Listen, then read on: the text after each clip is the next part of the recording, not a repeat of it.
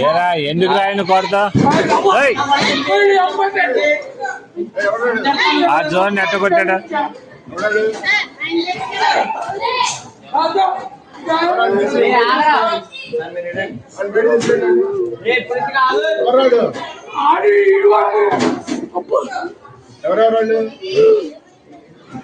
ఏరా దేనికి రా విధానం ఏంటి అసలు